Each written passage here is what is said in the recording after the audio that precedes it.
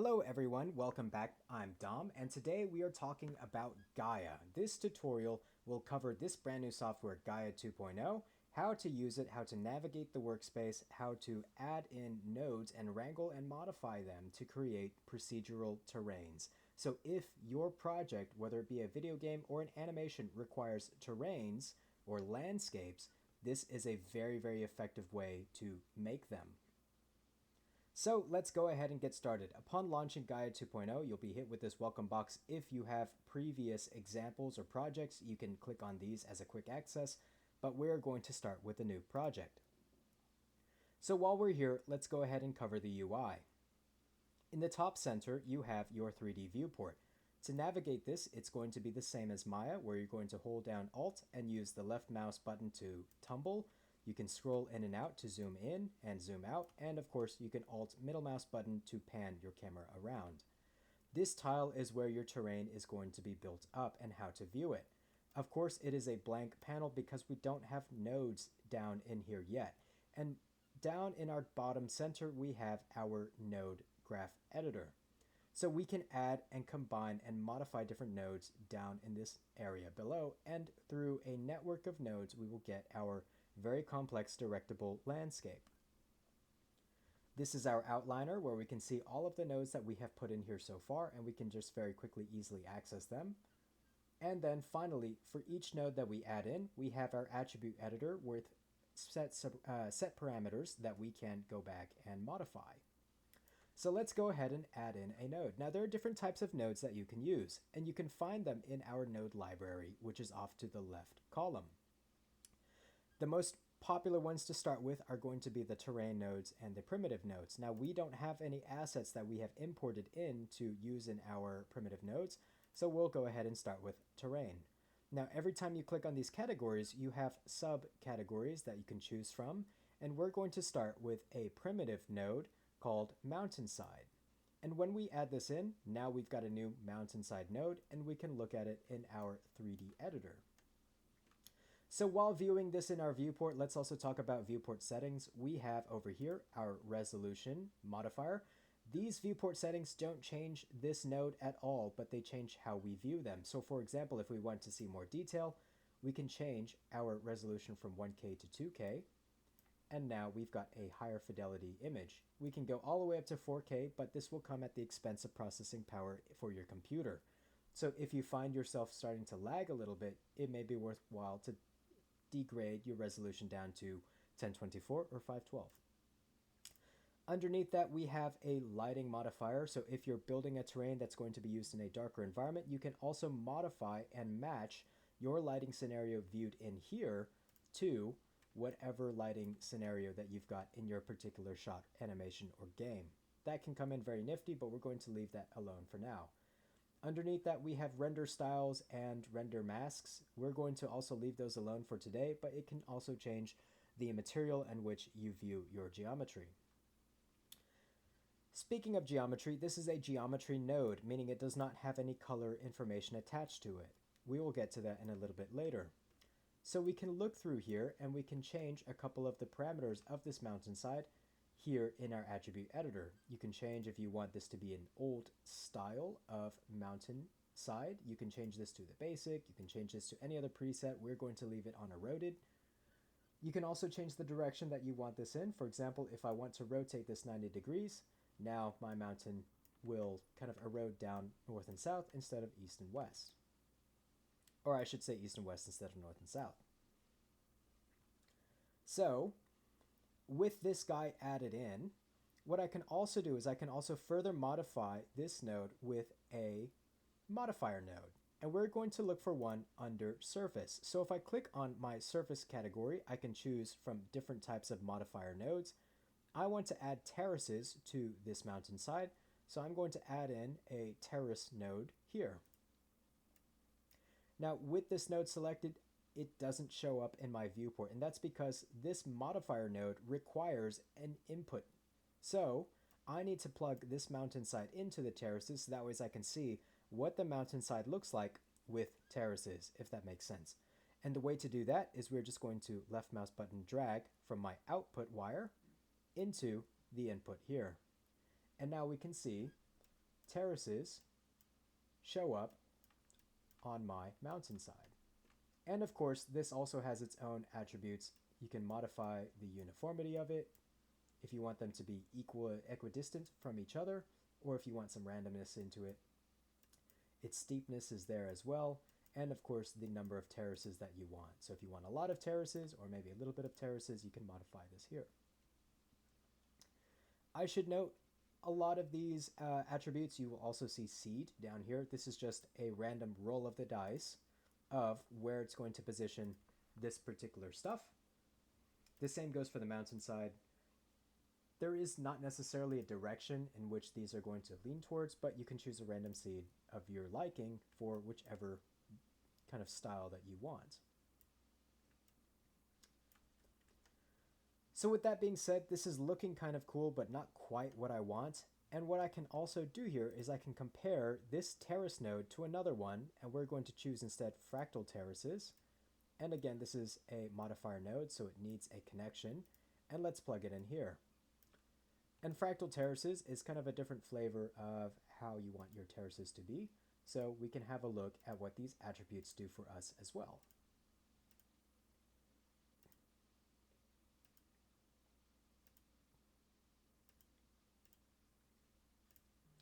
So in having both of these options being fed the same mountainside, we can choose which one we like and which one we don't. And perhaps if we like fractal terraces more than normal terraces, we can remove this node by simply selecting it, so it's outlined in my graph editor, and hitting delete on our keyboard.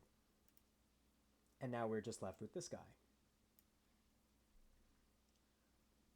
So let's add in a new type of node. This is going to be found under Utilities, and this is a routing node called Combine. So this Combine node can take multiple inputs and convert them or blend them together into one. And so what I can do here is say, if I want a mountainside, but I also want a landscape called canyon, I can combine both of these into one new geometry. So let's go ahead and grab the output and plug both of these in together. And you can see now I get a mountainside with a canyon in the middle of it. So this combine node has a couple of parameters up here as well. You can control the ratio, meaning if you want this to have more of a canyon look or more of a mountainside look, you can do so by adjusting the slider. It will normally spot in the middle, so that way you can see an even blend of both. These are blending styles, which are basically different algorithms to take the values of elevation and, kind of combine them with each other. You can choose something like Pinlight if you want to see, other versions of how these two nodes are going to combine. But as you can see, some of these are better for others. So with that said and done, this is going to be my new final geometry. And I want to name it as such so that way I don't forget. I'm going to right click this combine node, go up to rename, and we're going to call this combine underscore mesh. So this is my mesh final.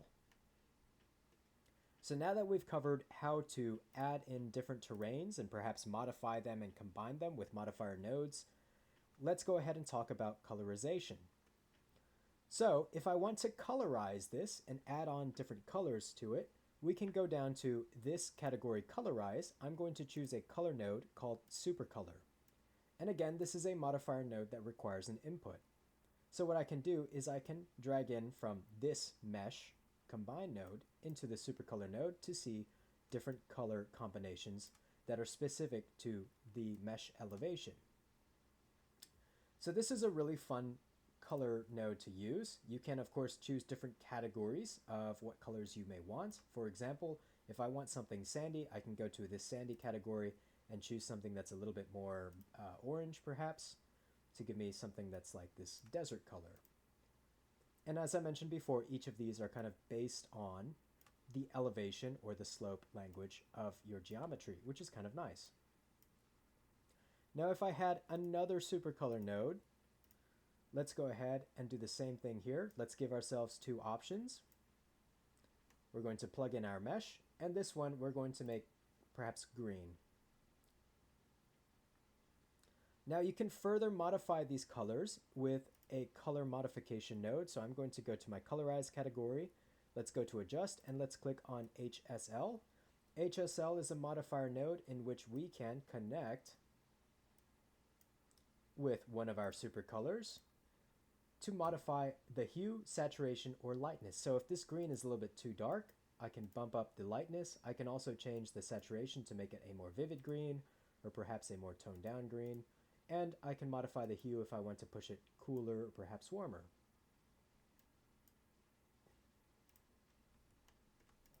And if we want to combine both of these, we can, of course, add in a combine node under routing. Whoops, wrong one. And we can snag both of these together.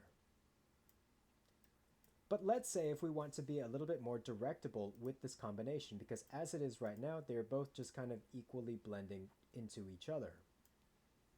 And I want them to interact with the environment in a little bit more of a directable way. So I would need a mask. And in the same way that you would use a mask in Substance Painter or perhaps Photoshop, you can create and use masks on these combine nodes. So the type of mask that I want is going to be driven by the geometry itself. So if we come back to this geometry node that we have here, Combine Mesh, I can click on Derive and create a mask that is based on, for example, the slope. And if I plug in the output of the Combine Mesh node into here, this slope mask identifies areas that are perhaps more vertical or areas that are more horizontal.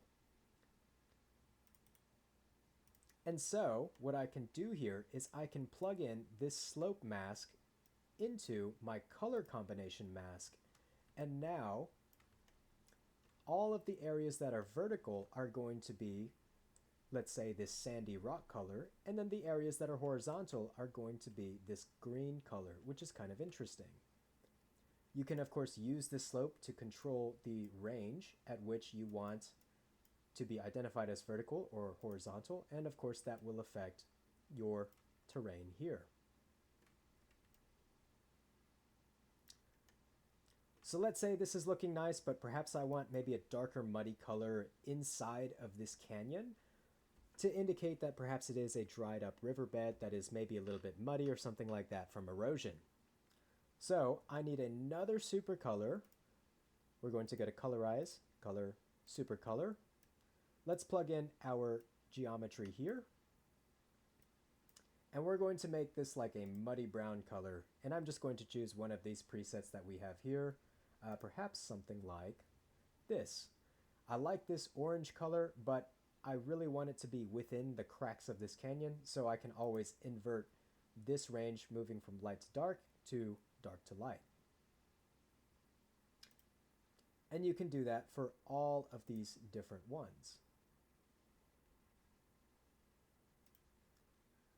So once you have a muddy color of your choosing, and maybe it's going to be something a little bit like this, you can, of course, create a combine node attached to this guy to blend it in.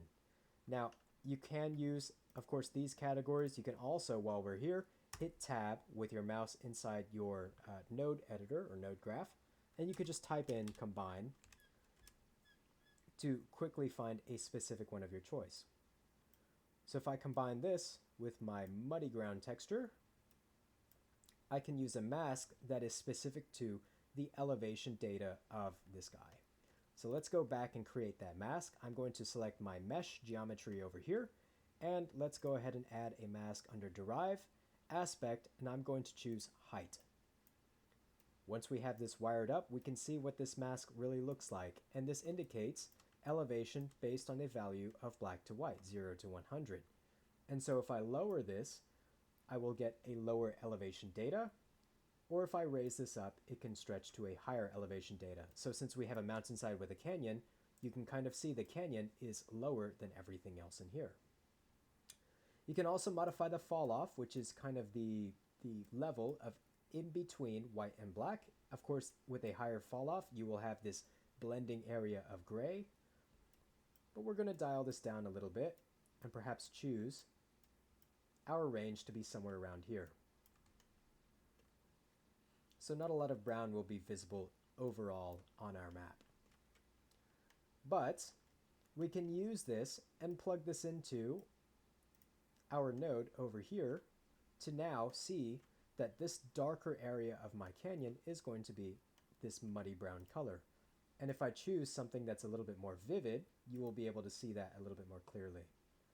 You can also dial the ratio of just how much of that muddy color that you want to see. So after playing around with this a little bit, let's go ahead and dial this down because maybe I want kind of a sharper transition. Now we've got a muddy riverbed or dried riverbed in our scene, which is kind of nice. So now that we've learned how to make the geometry using some combine nodes and some modifiers, how to make some colorization options using both, color nodes and modifiers, let's go ahead and talk about exporting this guy out so that way we can use it with Maya. We need a couple of things out from Gaia. We need a color map so that way we can see this guy. We need a normal map so that way we can apply some fine details to our work. And then of course we need the actual 3D mesh itself. To understand where to grab some of this export data, we first need to recognize where that type of information is coming from. So I'm going to lift these two up north because this is my final geometry and then this is my final color. So let's start with the color map first. What I'm going to do is I'm going to attach an export node, which is going to be down in this category, output assets export, and we're going to attach this final color combination node to this export node. So this export node spits out an image, and an image only. So I can choose to export this image as a PNG, which is what we're going to do, and we can of course rename this as export underscore diffuse. It'll ask if the file name you also want to change due to this, and you will say yes. Now, the normal map and the geometry itself will be grabbed from this combine node, which is my combine mesh final. So in here, I need a derive node. Under aspects, I'm going to grab something called normals. And if we plug this in, we can view the normal map of our topology. So we need this guy. And we're also going to attach an output assets export node to this to indicate that I want the normal map spit out as a PNG, and it's going to be named export underscore normal. And then finally, we need a node called a mesher, which is going to be attached to this final combined mesh, and this is going to spit out our 3D model itself. So you have some parameters here. You can choose the file type. We're going to leave it as OBJ. You can choose if you want a specific scale or if you want the scale to be read from whatever program that you're bringing it into. For example, we're using Maya RenderMan, so I'm going to leave it as normalized. You can choose the type of topology it's going to be built out of, in which case we're going to choose quads. So it's going to be made of four-sided faces. Underneath here's the resolution. You can choose how many vertices per side you want this mesh to be made out of. Depending on the performance of your computer, you may want a lower resolution value for this. I'm going to set this down to, maybe about 1,000, give or take. That's going to make it a little bit easier for me to show in this demo, but of course, the higher resolution of the geometry, the more detail that you'll be able to see in it at the expense of your computer's processing power. So if your computer is having a hard time working with this and is perhaps lagging, you may want to dial down the vertices per side. With that being said, we have 3 outputs that we are going to grab: a diffuse map, a normal map, and our 3D mesh. So with all of that said and done, let's first go ahead and save. In order to save, you can go to File, Save, and we're just going to type in a name for this project. I'm going to name it something arbitrary. And in order to get all of this stuff exported out, we need to go to our build settings first. So in our build settings window, you can hit Control B to also get this as well. You can see and modify the resolution if you do have a paid version. I'm going to leave this at 1K just for the sake of time. You can modify where it's going to spit all of this stuff out. Usually it starts with a default build folder. I'm going to leave it there. The nodes that you get, these are the images that you're going to spit out, which in this case we have a diffuse map and a normal map. These are both going to be PNGs. If you have custom scripts, you can run them in here. And if you want to save any of these settings, you can save it as a profile. With all of that said and done, let's go ahead and hit execute build. This window will pop up. If your computer is low on performance, you can close Maya and build to save on processing power, but we're just going to hit start build. You will get this console window in which it's going to show the status of your build, in which case it's producing now the 3D object, and once that is done, we are able to see it in Maya. So let's go ahead and launch Maya so that way we can see. Now while Maya is loading up, let's also have a look at this project dropdown. We can go to Open Build Folder, and it will show us a folder in which your take exists, and inside of here you will see your 3D object, you will see your two texture maps, a diffuse and a normal map, and you can see the log reports which we had seen earlier. So as I mentioned before, this diffuse map is just the color data of your 3D object. Your normal map will have all of its directional detail applied to this as well. And then of course your 3D object, we will go ahead and view it inside Maya. So in a new scene in Maya, let's go ahead and drag and drop our OBJ. And it may take a little bit of time to load depending on how much geometry is on there, but this is our terrain file. So in order to get this guide to work with RenderMan, let's first UV unwrap this terrain because it doesn't have its UVs unwrapped. So I'm going to go into my modeling tab, UV editor, and with this guy selected, I'm going to hit spacebar twice to navigate to the top view, go down, right click, create camera based, and now I'm going to get a top-down projection of this mesh as its UVs.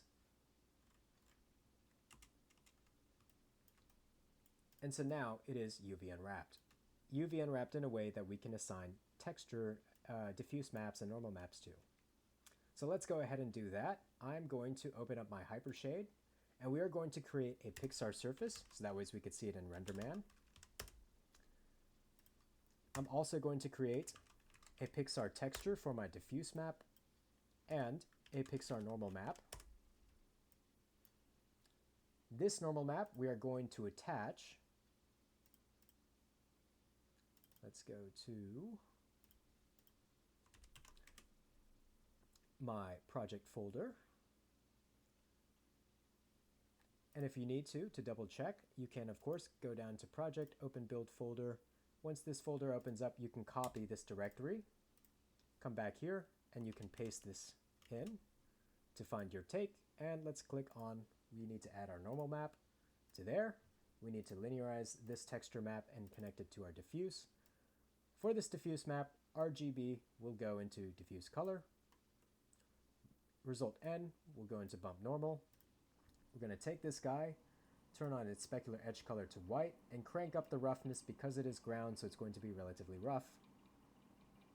And then finally, with our blue shader group, if you'd like to, this is optional, you can attach a file to its surface color, and this file can have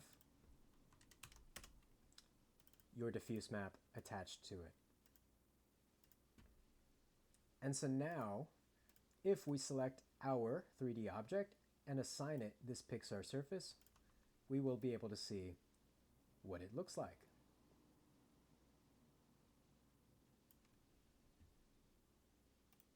And so if we'd like, we can add in a light source, perhaps two of them if necessary, stage these guys around,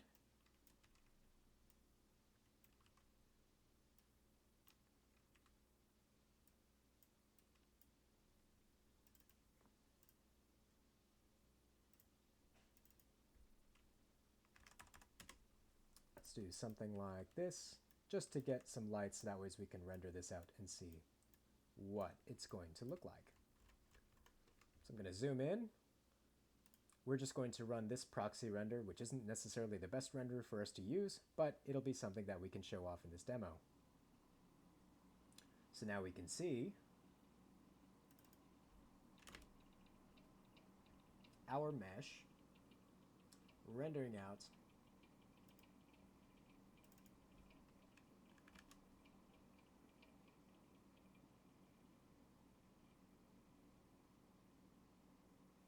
in this particular lighting scenario.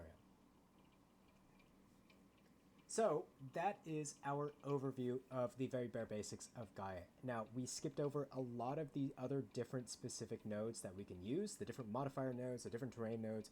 However, I highly encourage you to continue to explore and experiment with Gaia because you can use it to create some very, very cool terrains, as you can see.